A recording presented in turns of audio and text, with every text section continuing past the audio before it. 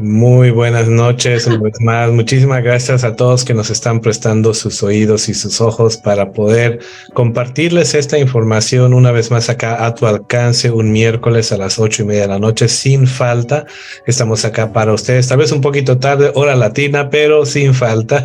Siempre cada miércoles acá con ustedes. Hoy día tenemos el gran placer de poder entrevistar a un joven que realmente está haciendo un gran diferencia en todo el DMV y nos va a platicar sobre su historia, el joven John Cano, y vamos a hablar de cuál ha sido su trayectoria de educación, de dónde es él, cuál es el tipo de trabajo que está haciendo. ¿Cómo estamos de ánimos esta noche, Jimenita? Hola, ¿cómo estamos todos? Buenas noches. Aquí ya compartiendo, porque esta información tiene que ser vista. Tenemos que escuchar a John. Cuando yo lo he escuchado, yo me quedé impresionada. Nos hemos conocido en persona en un evento y dije, no, tenemos que hacer la entrevista a John porque tiene mucho que decirnos, tiene mucho que enseñarnos. Admiro el trabajo que haces, John, te felicito. Y bueno, empecemos presentándonos. ¿Quién es John Cano? ¿De dónde es? Y contanos un poquito de tu infancia. ¿Dónde has crecido?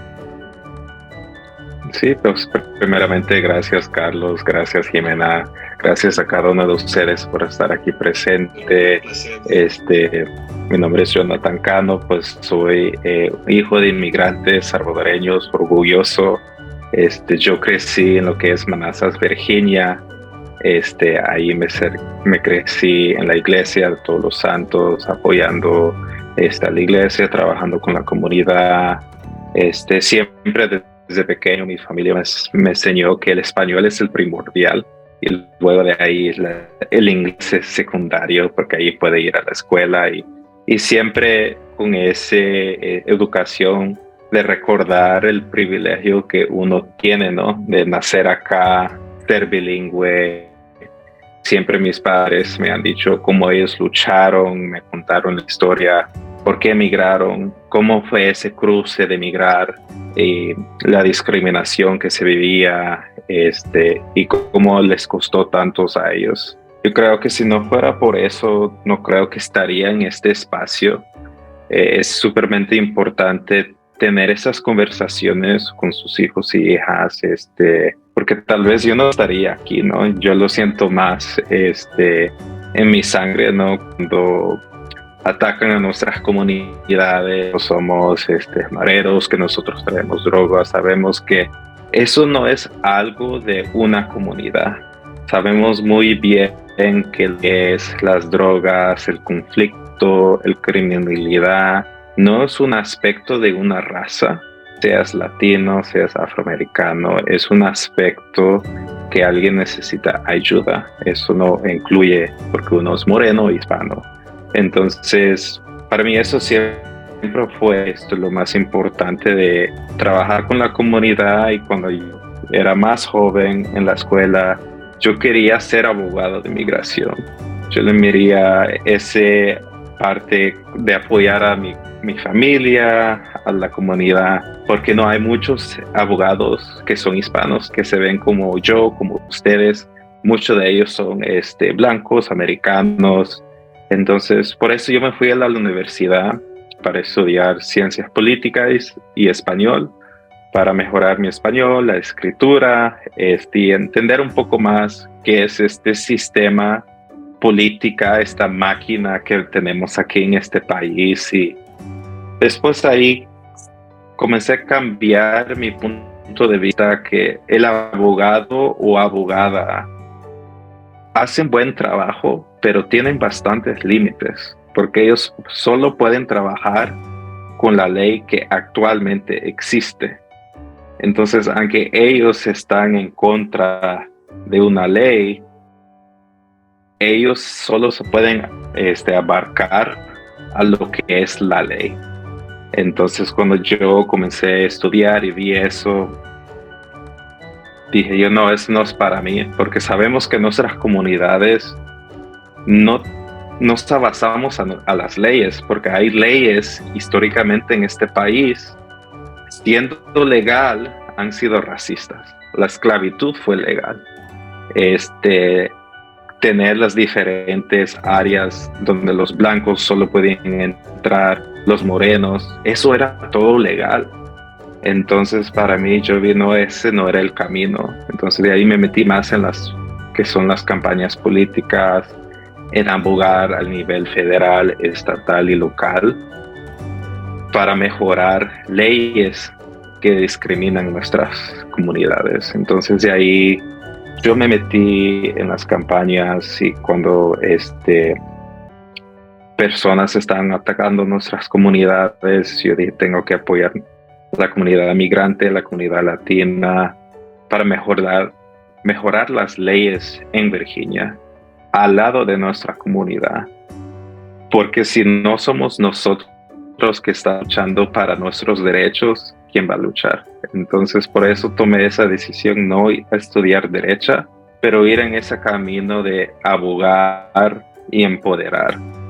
Porque si esperamos que una ley cambie o queremos trabajar dentro del sistema, nos ponen una caja. Entonces tenemos que cambiar el sistema para que nos ayude a nosotros. Entonces eso de un gran apoyo de mi persona, de ver cómo he podido luchar con nuestros hermanos y hermanas. Y digo luchar porque es un movimiento no de yo, no de ustedes, es de toda una raza.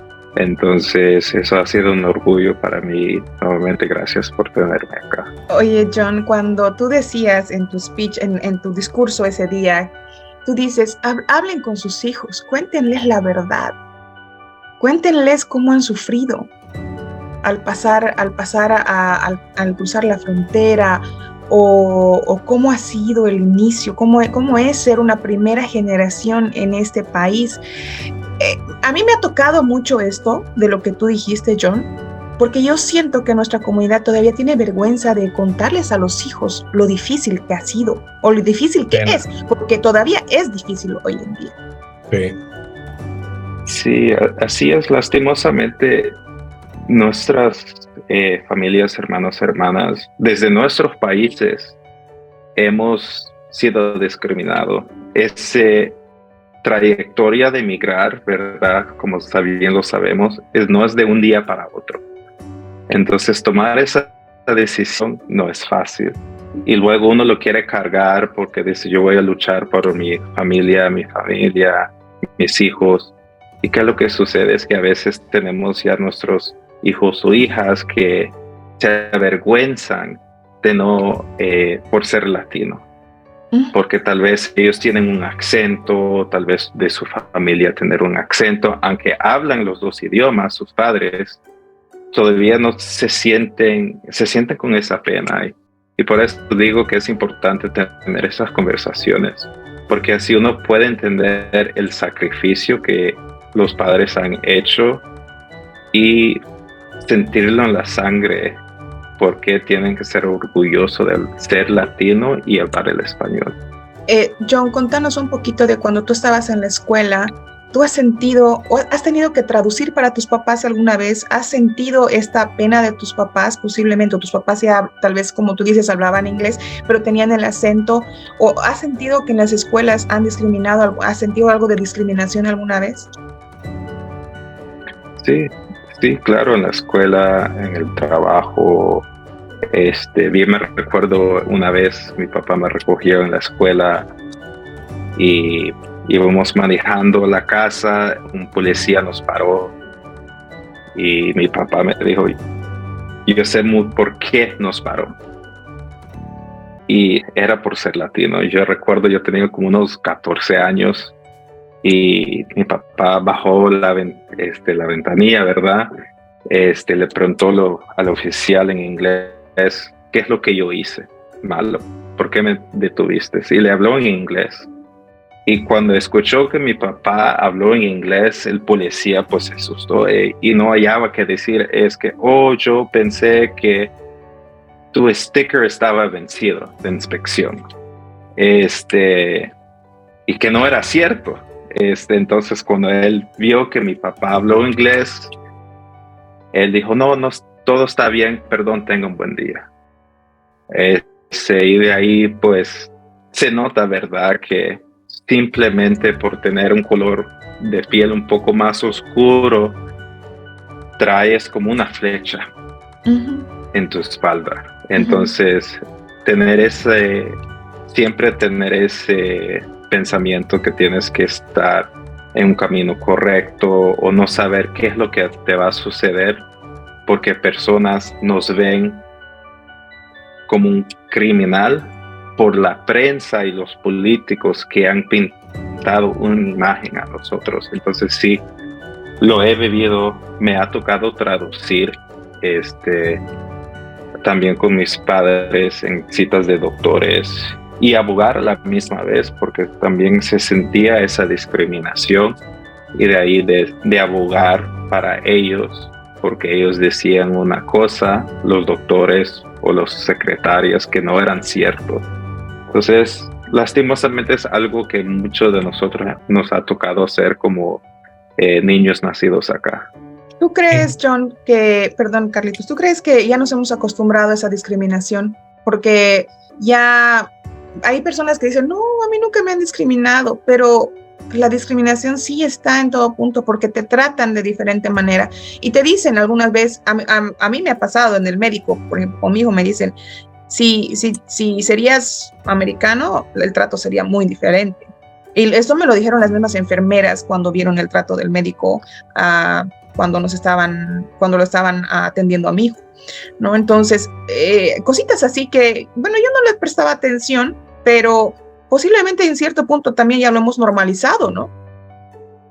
Sí, así es. Nos hemos acostumbrado lastimosamente en aceptar que así son las cosas que funcionan en este país o en nuestros países también, y que no debería ser así, y lo han mascarado en varias formas. Un ejemplo es que, es que tú hablas muy bien el inglés por ser latino. Ese es un tipo de discriminación y racismo que no se tiene que aceptar. Entonces, el racismo o tu trabajo vale menos porque eres latino, o te ven como el símbolo de que tu trabajo es barato y bueno. Sí. Y nos han pintado solo con nuestra labor de trabajo, cuando nuestra cultura latinoamericana es tan rico que ha ayudado con la medicina, ha ayudado con las minas naturales que tienen nuestros países, las formas que nosotros producimos, el cultivo. Nosotros no somos solamente el trabajo. Hemos nosotros históricamente cambiado la forma de pensar.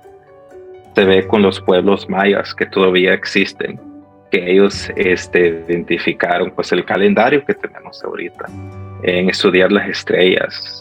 Y eso es algo que lastimosamente no quieren aceptar y nos quieren poner en cajas que ahorita solo somos menos por nuestro color de piel. Y una pregunta, John, ¿a qué edad tú te diste cuenta que este es el tipo de trabajo que tú quieres hacer, el de apoyar a tu comunidad?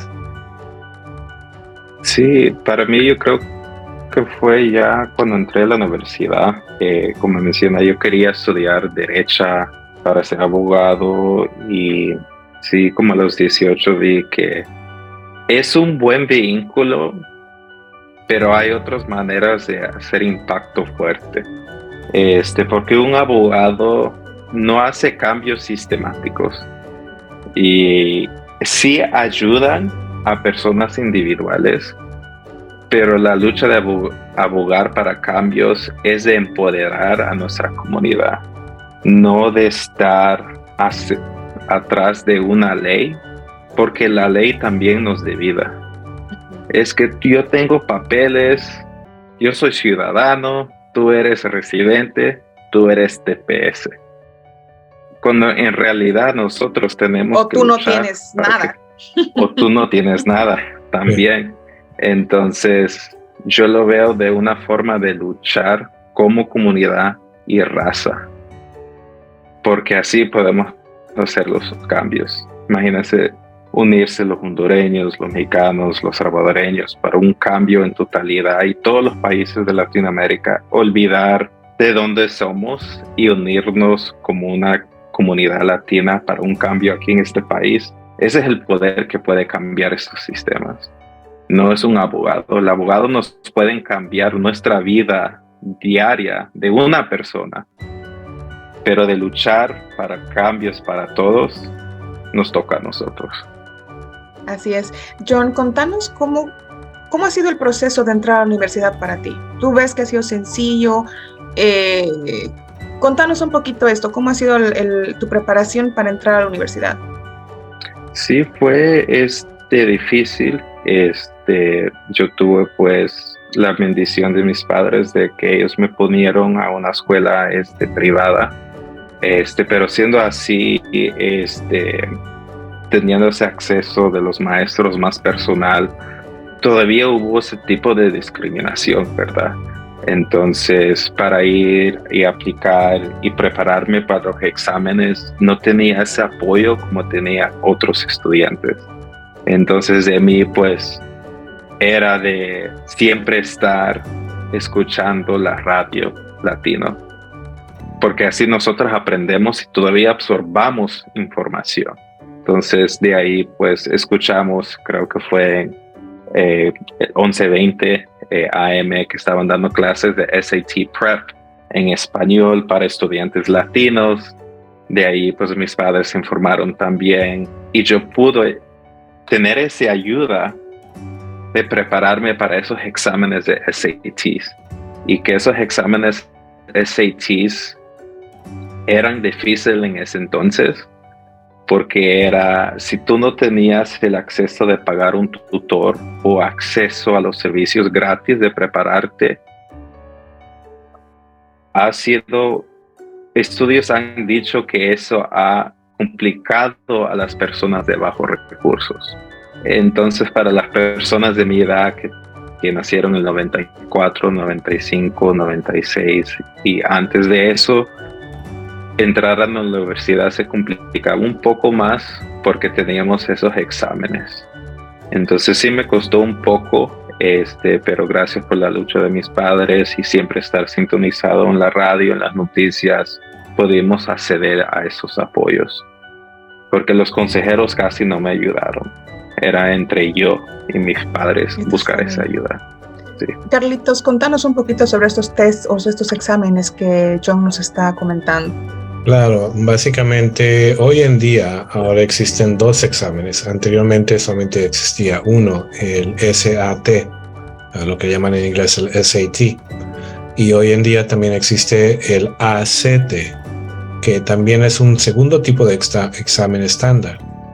Básicamente estos exámenes analizan tu nivel de conocimiento de lenguaje inglés, de matemáticas, como también ciertas áreas de historia y otras materias.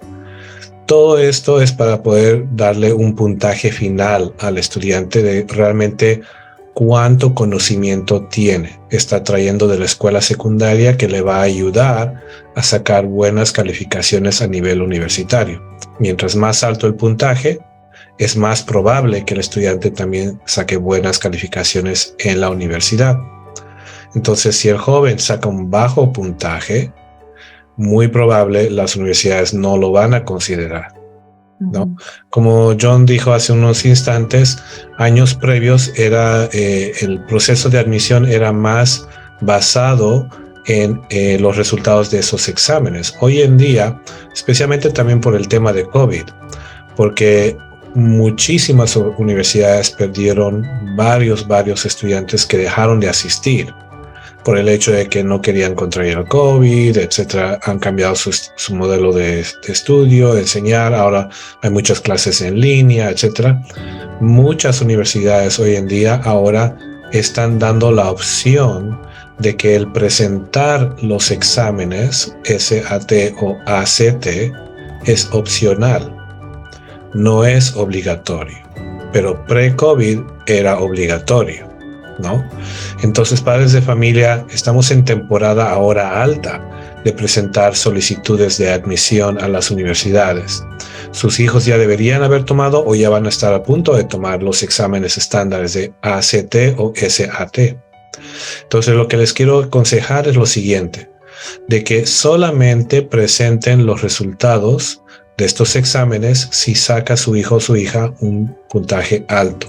De otra manera, no les conviene presentarlo.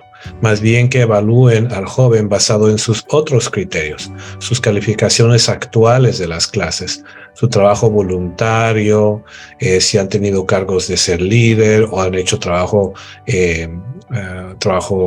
voluntario, como dije, o también servicio gratuito, ¿no? Entonces es muy importante que padres de familia tomen esto en cuenta. El hecho de que hoy en día ya no es obligatorio el presentar estos exámenes. Y hay otras universidades que les dan la opción de presentar cualquiera de los dos en el cual tenga el mejor puntaje. O sea, lo que acabas de decir es que ya no es un requisito. No podemos decir eso claramente, o algunas universidades sí lo necesitan. Exacto, algunas sí. O dan la impresión de que todavía lo están requiriendo, pero es mucho más basado ahora en otros criterios. Un criterio muy importante es el ensayo que el joven escribe para ingresar a la universidad. Ya como ustedes habrán escuchado, la ley de Affirmative Action, acción afirmativa, la Corte Suprema lo borró. Entonces eso quiere decir de que las universidades hoy en día ya no están obligadas a tener un cierto porcentaje de minorías en sus universidades. Eso para que... Continúa, Jimena. Sino para que la gente nos entienda mejor, cuando se habla de minorías, se habla de qué razas, culturas, Carlitos. Claro, los latinos, afroamericanos, asiáticos, gente del Medio Oriente, cualquier persona que no sea blanca, en otras palabras, ¿no? Blanca americana.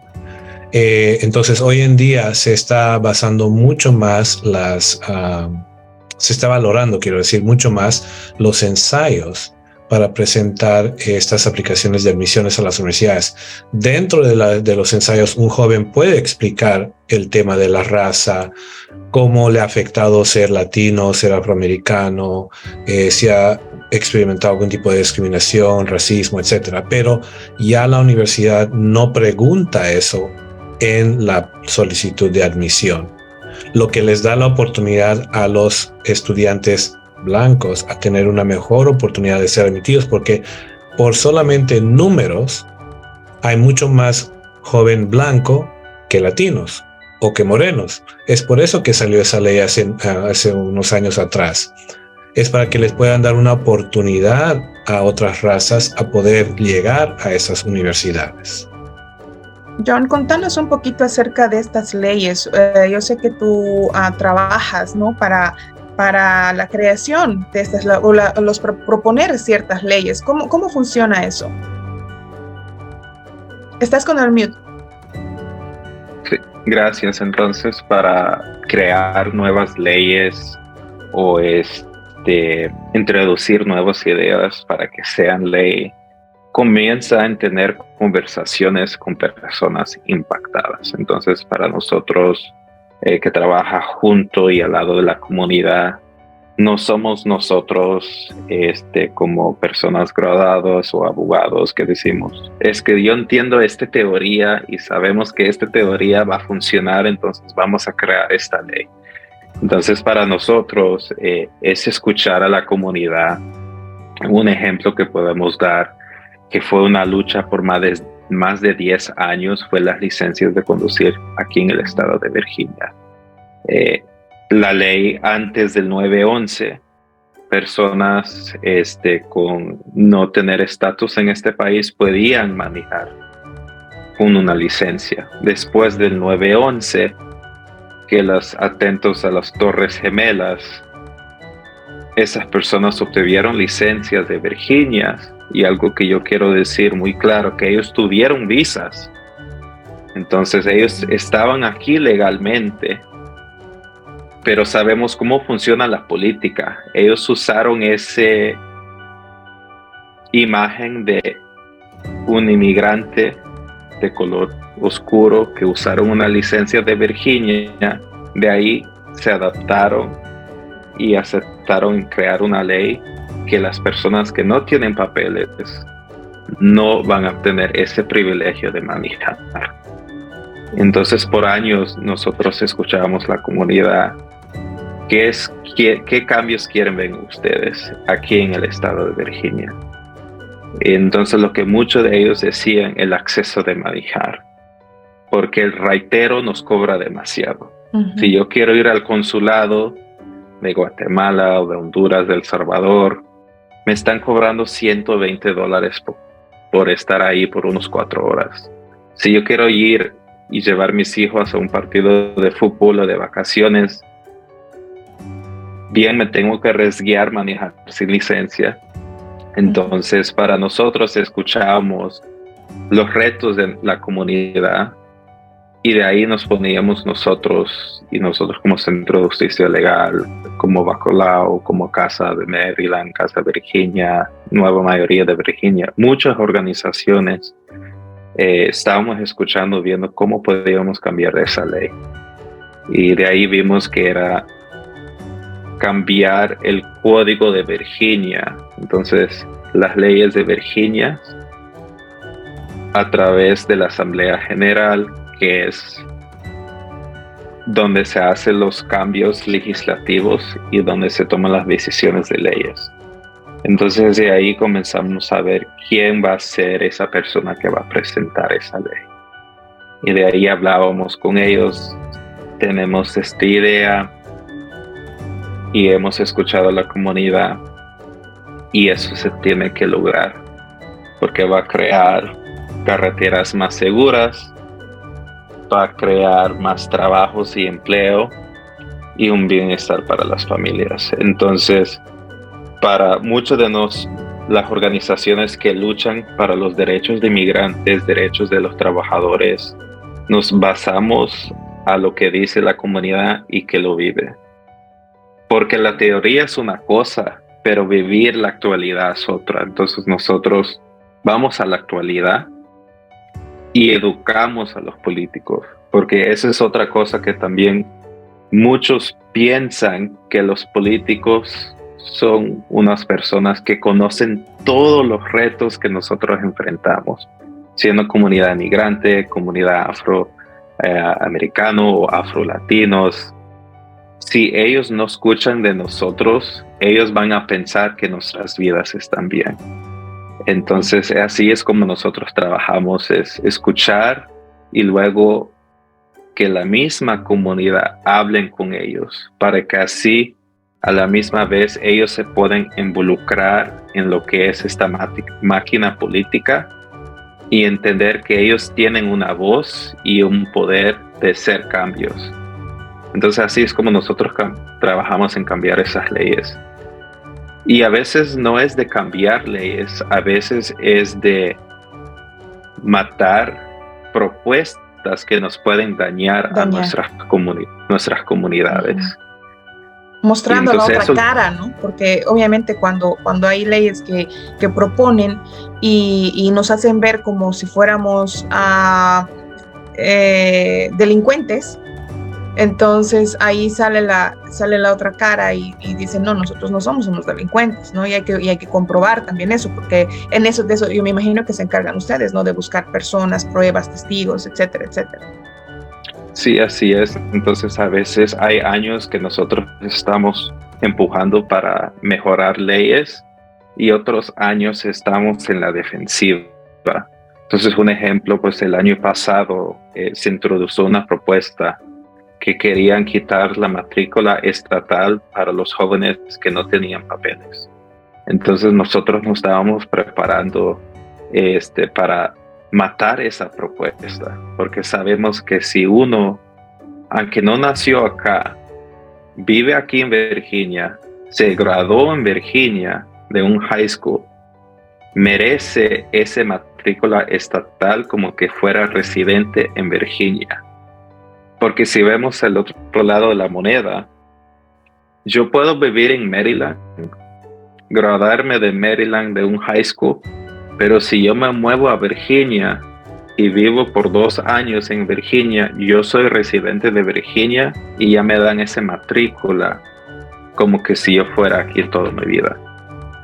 Entonces, a veces nos toca a nosotros defender propuestas que ya existen para que nos quiten esos privilegios a nuestras comunidades.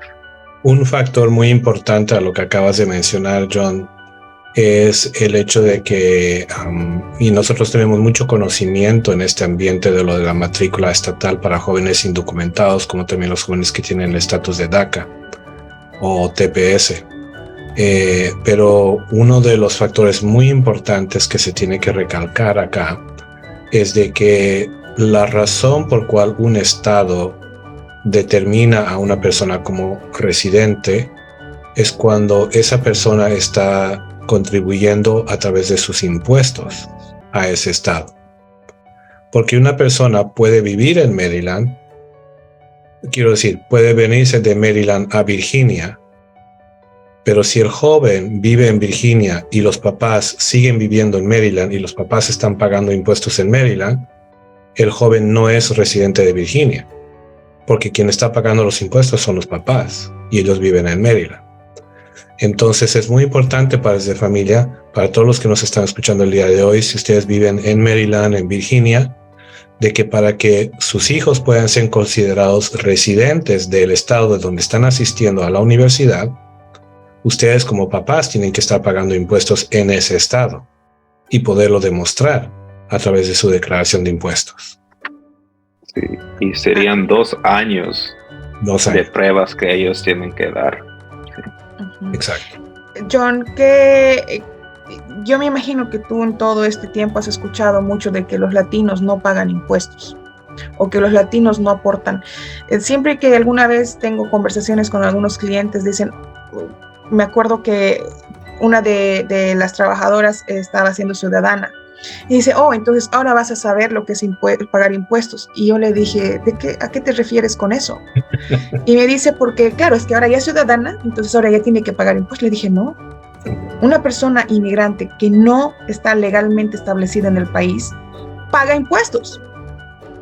Y me dice, no, eso es mentira. Y le digo, es que tú estás viendo noticias de otros lugares, y me imagino, le digo, no de la realidad, porque la realidad es esa, y sí tuvimos una discusión, pero la realidad es que sí, la gente que es indocumentada en el país aporta.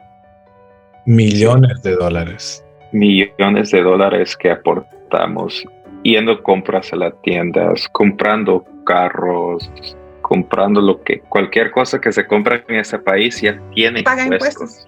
Paga impuestos. Y si uno también pues quiere abrir una cuenta bancaria o va a sacar una tarjeta de crédito, tienes que tener el ITIN. Y con el ITIN, pues ahí ya tienes tu número para hacer impuestos y mucho más. Nuestras comunidades inmigrantes y nuestros hermanos y hermanas que no tienen papeles y están pagando impuestos, ellos no ven ningún beneficio a la hora que se van a retirar. Ellos han dado bastante de su dinero a este sistema y ellos no reciben nada. Entonces, nuestra comunidad siempre ha aportado, pero la narrativa atacando a las personas de colores siempre está ahí. Y eso es algo que lastimosamente muchos medios de prensa lo usan para atacar y intimidar a las personas que tienen miedo de cambio. Y mal informar, ¿no? Y mal informar también. John, contanos un poquito, tú nos dijiste que has venido de una escuela privada, tus papás estaban establecidos muy bien, porque yo me imagino para poder cubrirte una escuela privada sí tienes que tener un buen trabajo, tu familia, ¿no? Tiene que estar económicamente estable. ¿Y cómo ha sido el poder cubrir la universidad? Me imagino que no has tenido acceso a ayuda financiera, no has tenido. Contanos un poquito esa parte de ti. Sí, entonces, para las escuelas privadas, pues mis padres les tocó trabajar bastante, uh-huh. Y todavía aplicar para ayuda financiera, ¿verdad? Entonces, eso es algo también que es bueno saber que si padres de familia que nos están escuchando, es posible que ustedes pueden poner sus hijos en escuelas privadas porque hay ayuda financiera basado a las ganancias que uno gana. Entonces, sí es posible, no es que uno tiene que tener ese acceso de dinero, porque yo sé muy bien cómo mis padres trabajando, limpiando casas, trabajando un part-time, para ponerme en los estudios. Entonces, sí, siempre ha sido con ayuda financiera, en la escuela privada, en high school y también en la universidad. Esa ayuda financiera ayudó bastante, pero aún uno sale con deuda. Entonces yo de mi parte todavía tengo un poco de deuda de pagar. Entonces sí, como joven, ¿verdad? Si yo estuviera y lo iba a hacer de vuelta, no creo que me iba a vivir a una escuela un poco lejos y vivir ahí, ¿verdad? Uno como joven a veces quiere estar libre, ¿no? Es como voy a liberar de mis padres, voy a tener más libertad. Sí. Pero ahora, pues, el consejo que doy a los jóvenes es que piénselo 2 veces, porque el dinero es difícil de ganarse, especialmente hoy en ese día que estamos viviendo con qué caro están las cosas. Asegúrense que, como mencionó Carlos, hacer voluntarios, hacer horas de servicios de la comunidad, porque eso también les puede ayudar en aplicar para más ayuda financiera afuera de lo que te va a dar el gobierno federal o la escuela. Hay otras fundaciones que existen privados que te pueden apoyar. Entonces eso es algo que a mí me ayudó también, es aplicar a becas privadas. Hay becas dedicadas a latinos y latinas, y yo no sabía eso si yo no escuchaba la radio.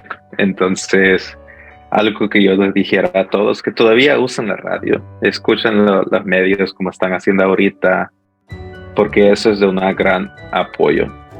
Y también puede ser que la iglesia donde va pueden tener fondos de apoyar.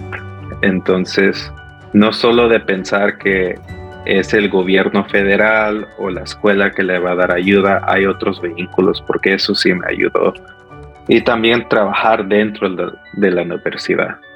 Esa es otra opción que uno tiene, es el work study. Si uno es aprobado por el gobierno, te dan ciertas horas de trabajar en la escuela y te pagan el salario mínimo. Ahora en Virginia el salario mínimo es más alto. Cuando yo fui a la escuela era $125 la hora.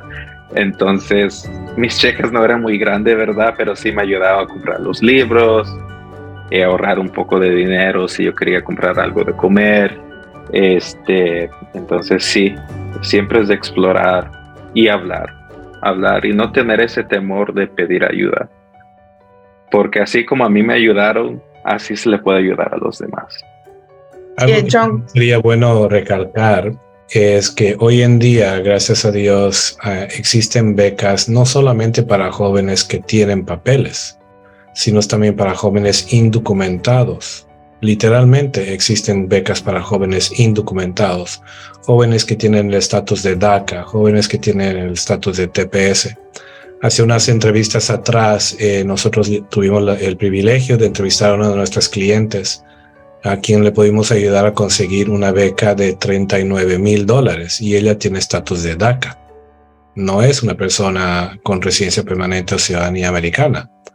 Es una joven que tiene estatus de DACA y le podemos apoyar a conseguir una beca de $39,000. Toda su carrera está pagada, literalmente.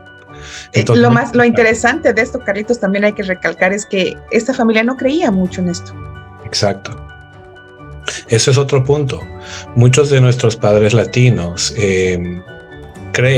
se crean esa narrativa que tú comentabas, John, de que somos inferiores, no nos merecemos, no podemos alcanzar a esto de lo que dicen el dinero gratuito o el asistir a la universidad gratuita, etcétera, etcétera. ¿Cómo se dice esto? Otra idea errónea que tienen muchos padres latinos es de que si papá y mamá son indocumentados, pero el joven nació acá en Estados Unidos, el joven no va a poder ir a la universidad, no va a poder calificar para ayuda financiera porque yo como papá o mamá soy indocumentado. Hoy en día nosotros tenemos clientes en el cual el joven que nació acá, los padres son indocumentados, están asistiendo completamente gratis a la universidad. Nosotros les podemos conseguir el dinero para que puedan asistir sin tener que pagar ni un centavo de su bolsillo. Entonces, para ustedes, padres de familia que nos están escuchando el día de hoy, el estatus inmigratorio, a pesar de que en un tiempo pasado era un limitante grande, hoy en día ya no lo es. Así es, y también un poquito tocar ese tema que dices, Carlitos, que los papás que son indocumentados, que están pagando, pero también hay casos de padres que no están pagando impuestos, entonces a veces necesitan la guía, y el hecho de que los papás no estén pagando impuestos les va a limitar a tener acceso a estas ayudas federales, estatales y demás, que sí les va a ayudar en grande manera a sus hijos, y a veces es por el miedo de que, no hemos pagado y ya, mejor que no vaya a la universidad, por simplemente este error que uno comete sin pensar en el futuro, ¿no? Hay mucha de nuestra comunidad que a veces no piensa en el futuro y toma decisiones en el momento porque posiblemente están viviendo un momento apretado. Todos sabemos, y hoy en día especialmente, que tienen uno que trabajar hasta 2, 3 trabajos para poder mantener un hogar.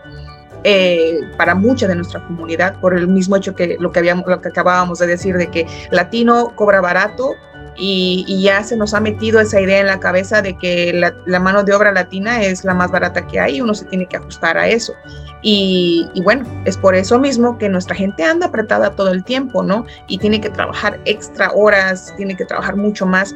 Entonces, todos los padres de familia que nos están escuchando, que tienen hijos que ya están en high school, pónganse al día con sus impuestos.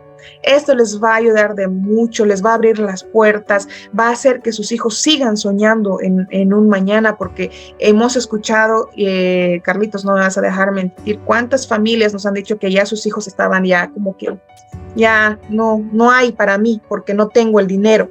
No es que no tengo la capacidad, que eso es lo que más nos frustra en cierto punto, sino es que no hay dinero. Y cuando sí se puede buscar maneras de encontrar ese dinero allá afuera, porque hay un montón de dinero allá afuera, que siempre lo repetimos con Carlos, hay un montón de dinero afuera, gente empresa privada que está donando dinero, hay dinero federal, hay dinero estatal.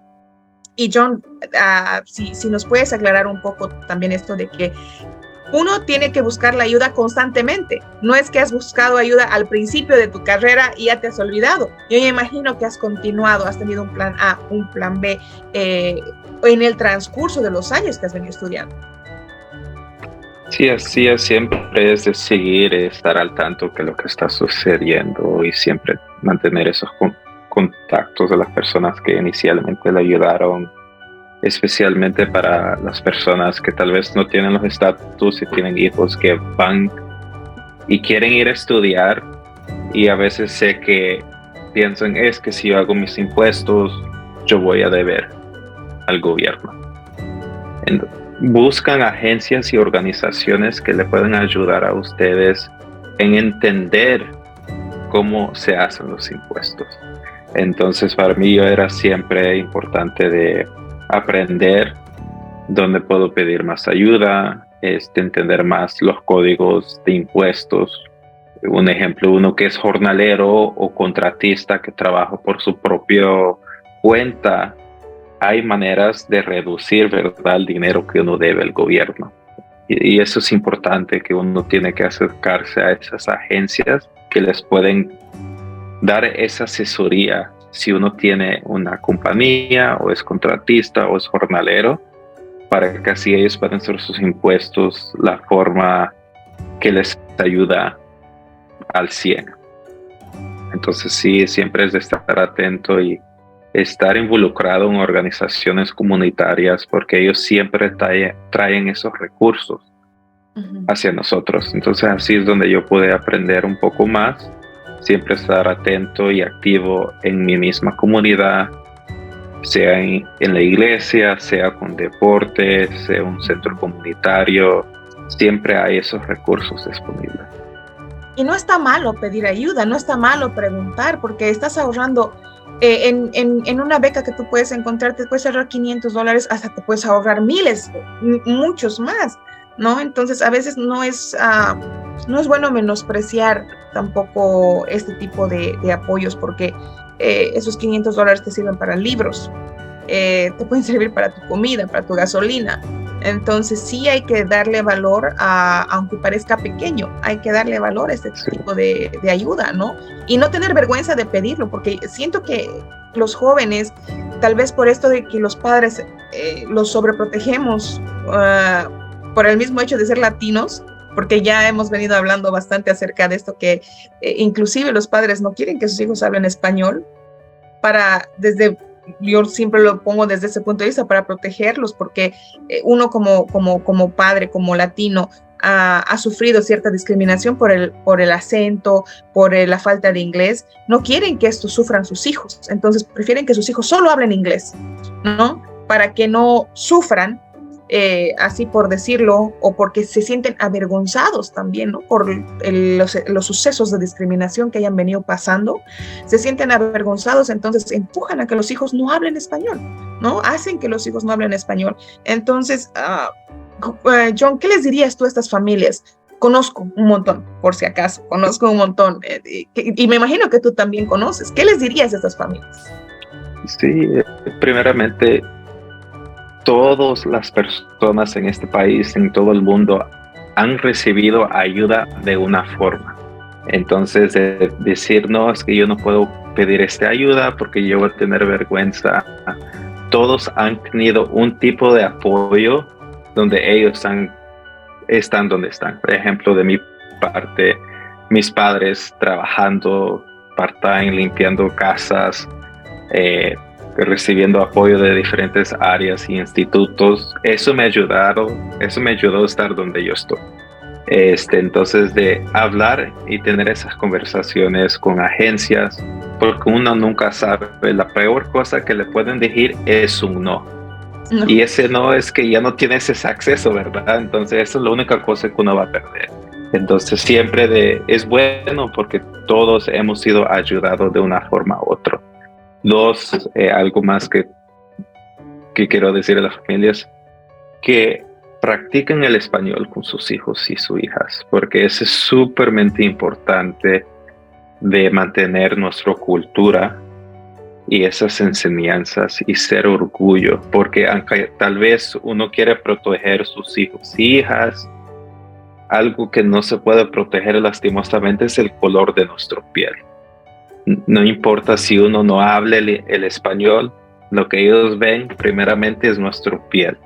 Entonces, es de ser orgullo de ser latino, hijo de inmigrantes, o si no tienes papeles, de ser orgullo de ser un inmigrante, porque si uno ya tiene ese orgullo y entiende muy bien sus raíces, aunque te discriminen, sí puede doler, pero tú sabes quién eres como persona y como ser humano. Entonces, practiquen el español, díganle a sus hijos y hijas cómo ustedes pasaron acá, cómo han luchado, nos cuentan esas historias, y es posible que tal vez el mamá o el papá tiene algo en ella que no quiere compartir. Si es así, pues no lo comparta, ¿verdad? Porque es algo que uno tiene que ver si lo puedo compartir. Pero si está en usted que quiere compartir con su hijo o hija, hablen con ellos, tengan esas conversaciones, ¿no? Sabemos que nuestros padres nos tuvieron esas conversaciones cuando entramos a la adolescencia. Tengan esas conversaciones, cómo ustedes migraron, porque así ellos le van a ver de otra forma a sus hijos, los hijos le van a ver a otra forma a ustedes. Por eso mi papá o mi mamá es así, o ve la vida así, porque ellos vivieron algo único que yo no sabía. Entonces, otra forma de acercarse a sus hijos que tal vez ellos no conocían de ustedes siendo padres. Entonces, tengan esas conversaciones y que sean orgullosos de ser hijos de inmigrantes, para que así podamos crear un futuro generación que sigue luchando y crear un espacio de bienvenida, de amistad, de familia. Eso es algo que siempre hemos tenido dentro de nuestra cultura. y que no lo podemos perder simplemente porque estamos en este país extranjero, no extranjero, ¿verdad? Porque nosotros hemos existido acá desde años, pero es importante de tener eso y hablar nuestro idioma y perseverar nuestra cultura. Así es, tienes toda la razón, John. Ya para cerrar, ¿qué tú nos dirías? ¿Cómo tú estás viendo? Tú eres de una generación joven. Tú estás viendo que la generación latina está cambiando. Ya ves más profesionales latinos. ¿Cómo tú pintas el futuro con jóvenes latinos? ¿Cómo tú ves en un futuro? ¿Cómo tú ves el día de hoy con profesionales latinos y cómo tú ves en un futuro? Sí, ahorita muchas puertas se nos han abierto a nosotros por los líderes latinos anteriores, que ellos, gracias por ellos por luchar, que ellos tuvieron una lucha más fuerte que nosotros. Ellos perseveraron la discriminación más fuerte que mis colegas han vivido. Entonces, primero darles gracias a ellos. Y por ellos abrir esas puertas y espacios. Tenemos más latinos abogados, latinas, doctores, donde ahora tenemos esos espacios donde nosotros nos podemos acercar y sentirnos que alguien nos está escuchando y entender de dónde vivimos, de dónde venimos también. Entonces, ahorita, como yo veo, donde vamos en un camino, es el camino correcto, donde podemos tener un país que es más aceptable. Casi ya no se ve tener ese orgullo que yo soy mexicano, salvadoreño, yo no me voy a ir con vos porque eres de ese país. Ahora vemos, tú eres latino, chévere. Entonces ahora vemos que ya casi no hay ese diferente orgullo de patria, pero es orgullo latino. Entonces estamos en el camino correcto y yo veo en el futuro que vamos a poder aportar más, no solamente en este país, pero aportar en nuestros países donde nuestras familias han venido. Porque eso es algo que se ve, que muchos también no solo quieren aportar acá, pero quieren ir a apoyar a los países donde nosotros venimos. Entonces, por eso es importante perseverar nuestro idioma y cultura. Muchísimas gracias por esas palabras, John. Antes de terminar, quiero compartir la pantalla, la página web de la organización para la cual tú trabajas.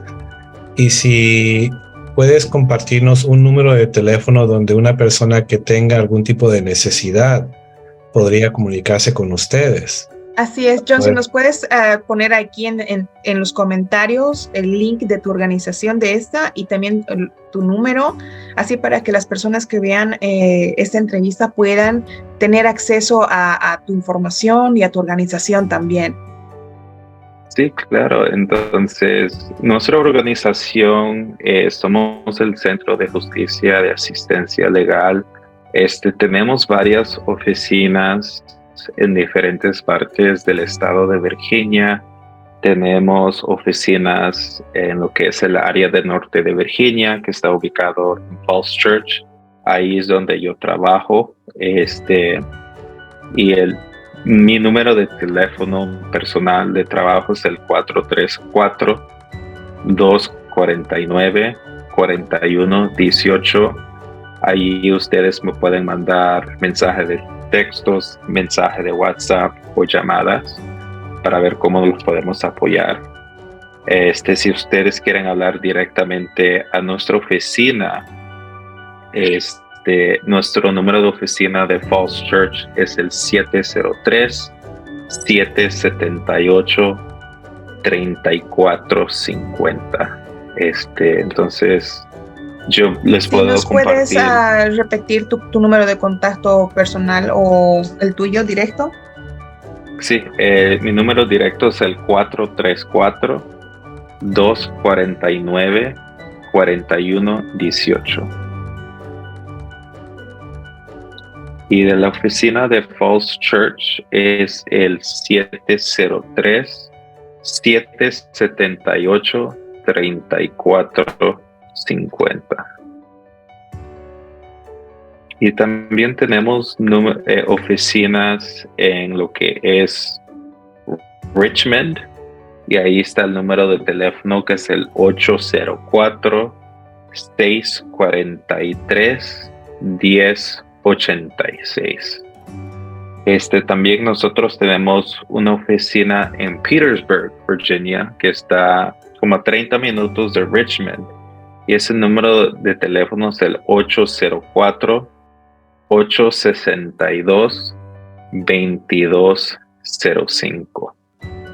Entonces ahí tenemos otra oficina también, lo que es en en Charlottesville, Virginia. Y ese número de teléfono, ya se les digo a ustedes.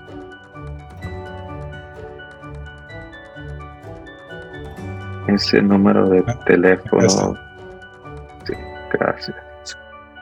Ahí podemos ver 434-977-0553. Así es. Y nosotros como organización somos abogados gratis o de bajo costo en diferentes áreas. Nosotros hacemos enfoque de vivienda. Si el dado caso a ustedes le han llevado a colecciones, justicia para los jóvenes, justicia para los trabajadores, justicia para los inmigrantes, también lo que es el acceso de salud. Entonces nosotros tenemos muchas ramas que les pueden ayudar a ustedes. Yo trabajo en el programa de derechos para los inmigrantes. Entonces ahí nosotros ayudamos a personas que están detenidas en ciertas áreas. Tenemos 2 campañas ahorita que queremos cerrar los centros de detención en Virginia, que son 2, que es Farmville y Caroline County. Entonces estamos en eso porque sabemos muy bien que también el centro de detención es otra forma de separar nuestras familias. No es justo que uno está detenido simplemente por no tener papeles. Eso no es justo, de estar en esas condiciones.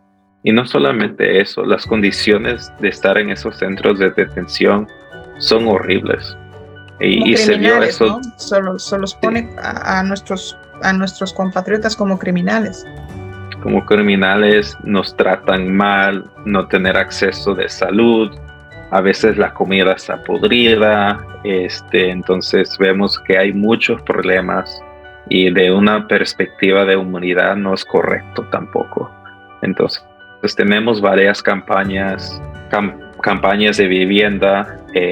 Apoyamos a las personas que están siendo desalojados. Tenemos abogadas y abogados que apoyan en eso.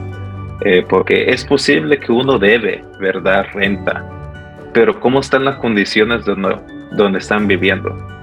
¿Qué pasa si usted ha ido a la oficina y no le han arreglado el agua o el aire acondicionado, o tienes chinchas, o tienes ratones o cucas? Todo eso es una forma que nosotros podemos ayudar para mejorar el bienestar de su persona y su familia, y luchar en la corte. Entonces eso es algo que nosotros también hacemos, apoyar a las personas con desalojos y también personas que han sido víctimas de comprar carros. Sabemos que hay muchos vendedores de carros que quieren aprovecharse de la comunidad.